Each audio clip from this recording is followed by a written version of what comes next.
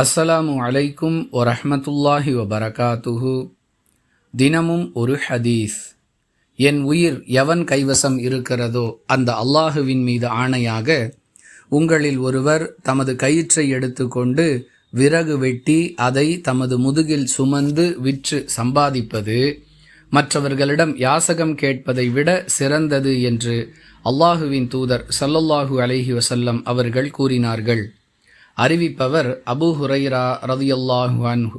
நூல் புகாரி, ஹதீஸ் எண் 1470. அன்பிற்குரிய அல்லாஹுவின் நல்லடியார்களே, நமக்கு ஏதாவது ஒரு தேவை ஏற்படுகிறது என்று சொன்னால் அதற்கான பொருளாதாரத்தை நாம் உழைத்து சம்பாதிக்க வேண்டுமே தவிர மற்றவர்களிடம் யாசகம் கேட்கக்கூடாது என்பது இந்த ஹதீஸ் சொல்லக்கூடிய பாடம்.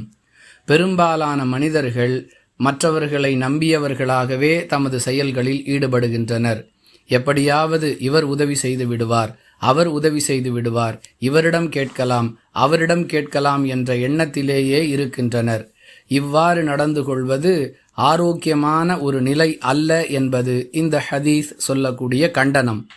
மேலும் அல்லாஹுவின் மீது பொறுப்பு சாட்டியவர்களாக தமது தேவைக்கான ஏற்பாட்டை தாமே செய்து கொள்ள வேண்டும் என்ற எண்ணம் யாரிடம் இருக்கிறதோ அவர் அல்லாஹுவின் உதவியை பெறுகிறார். மாறாக மற்றவர்களிடம் கையேந்தக்கூடிய வழக்கம் யாரிடம் இருக்கிறதோ அவரை அல்லாஹ் அப்படியே விட்டுவிடுகிறான் என்பதற்கு திருக்குர்ஆன் மற்றும் ஹதீஸ்களுடைய ஆதாரங்களும் கிடைக்கின்றன. நடைமுறையிலும் நாம் இதை பார்க்கிறோம். எனவே அல்லாஹுவை அஞ்சியவர்களாக நபிகளாருடைய இந்த எச்சரிக்கையை கவனத்தில் கொண்டு நம்முடைய செயல்பாடுகளை அமைத்து கொள்வோம். வாஹிர் தஅவானா அனில் ஹம்துலில்லாஹி ரப்பில் ஆலமீன். அஸ்ஸலாமு அலைக்கும் வரஹ்மத்துல்லாஹி வபரகாத்துஹு.